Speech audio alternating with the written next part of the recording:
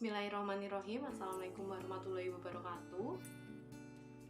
Perkenalkan, kami dari kelompok 2 yang beranggotakan saya sendiri, Nurma Rizky Hanifa, dan rekan saya Diah Ayu Puspitasari. Di sini kami akan mempresentasikan materi ekonomi makro, yaitu tentang penentuan kegiatan ekonomi meliputi pandangan klasik, Keynes, dan pendekatan masa kini. Baiklah, kita akan langsung masuk pada pembahasan kita yang pertama, yaitu pandangan ahli ekonomi klasik. Menurut pendapat ahli-ahli ekonomi klasik, dalam suatu perekonomian yang diatur oleh mekanisme pasar, tingkat penggunaan tenaga kerja penuh akan selalu tercapai. Pandangan ini didasarkan kepada keyakinan bahwa di dalam perekonomian tidak akan terdapat kekurangan permintaan. Apabila para produsen menaikkan produksi mereka atau menciptakan jenis-jenis barang baru, maka dalam perekonomian pada umumnya tidak pernah berlaku kekurangan permintaan. Dengan perkataan lain, penawaran yang bertambah akan secara otomatis menciptakan pertambahan permintaan. Keyakinan ahli-ahli ekonomi klasik bahwa penawaran akan selalu menciptakan permintaan. Berdasarkan pandangan ini, bahwa di dalam suatu perekonomian seringkali wujud keadaan di mana jumlah keseluruhan penawaran barang-barang dalam perekonomian atau penawaran agregat pada penggunaan tenaga kerja penuh akan selalu diimbangi oleh keseluruhan permintaan terhadap barang-barang tersebut atau permintaan agregat yang sama besarnya. Oleh karena itu, kekurangan permintaan tidak akan berlaku. Selanjutnya, pandangan ekonomi klasik pada penentuan suku bunga. Ahli-ahli ekonomi klasik berkeyakinan bahwa suku bunga menentukan besar tabungan maupun investasi yang akan dilakukan dalam perekonomian. Kemudian ada juga pandangan klasik terhadap faktor yang menentukan suku bunga. Kemudian ada juga penyesuaian dalam pasar modal, yaitu apabila keadaan yang terjadi adalah berbeda daripada keadaan keseimbangan, penyesuaian-penyesuaian akan terus-menerus berlangsung dalam pasar modal sehingga tercapai keadaan keseimbangan seperti yang telah diterangkan di atas. Dalam keadaan seperti ini, suku bunga tidak akan mengalami perubahan lagi dan tingkat keseimbangan antara hubungan dan permintaan dana untuk investasi tercapai. Kemudian yang terakhir ada pandangan klasik terhadap kelemahan pandangan klasik itu sendiri, nanti akan dibahas pada pandangan Keynes. Selanjutnya akan kita bahas pandangan Keynes terhadap pandangan klasik. Keynes menunjukkan beberapa kelemahan dalam pandangan ahli ekonomi klasik yang telah diterangkan sebelumnya. Keynes tidak menyetujui pandangan yang paling pokok dari teori klasik, yaitu bahwa penggunaan tenaga kerja penuh akan selalu tercipta dalam perekonomian. Pada pandangannya, Keynes berpendapat penggunaan tenaga kerja penuh adalah keadaan yang jarang terjadi. Dalam hal itu disebabkan karena kekurangan permintaan agregat yang wujud dalam perekonomian. Kemudian ada perbedaan pendapat yang sangat bertentangan di antara Keynes dengan ahli ekonomi klasik, yaitu faktor-faktor yang menentukan tingkat tabungan, investasi, dan juga suku bunga dalam perekonomian.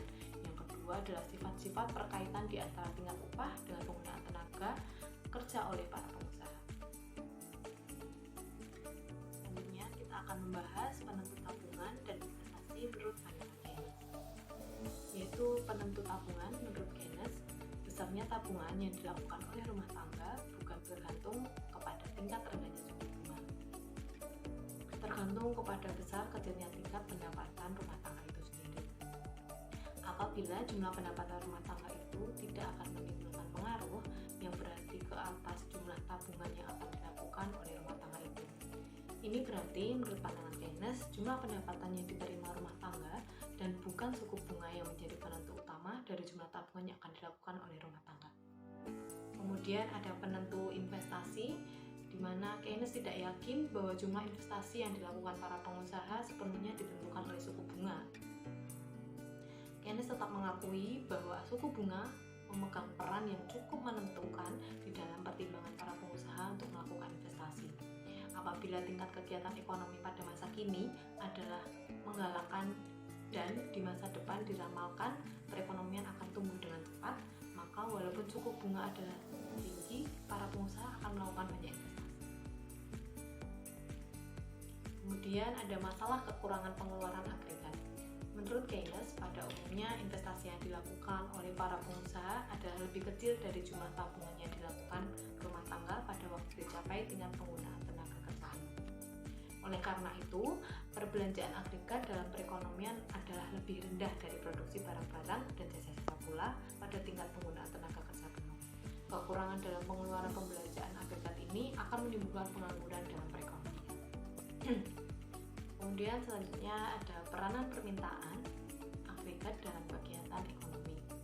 Analisis Keynes menunjukkan tentang pentingnya peranan dari pengeluaran agregat ke atas jumlah barang dan jasa yang akan diproduksi oleh sektor perusahaan dalam menentukan tingkat kegiatan ekonomi.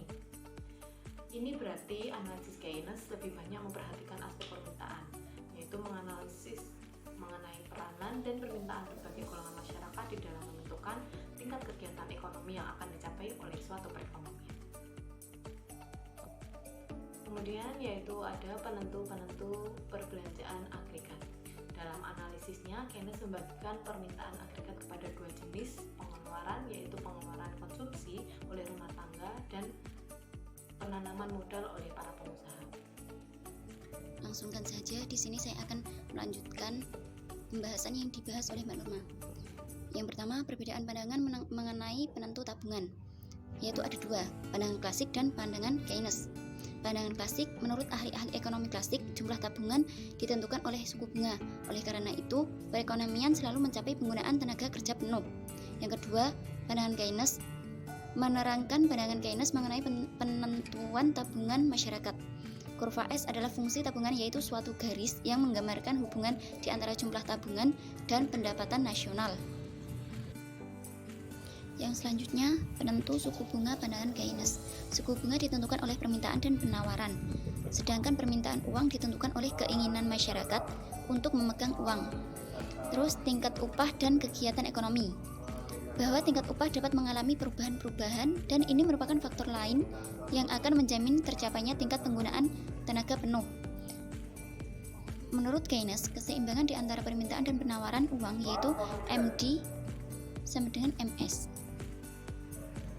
Yang selanjutnya, pendekatan terkini dalam penentuan kegiatan perekonomian, yaitu ada 8.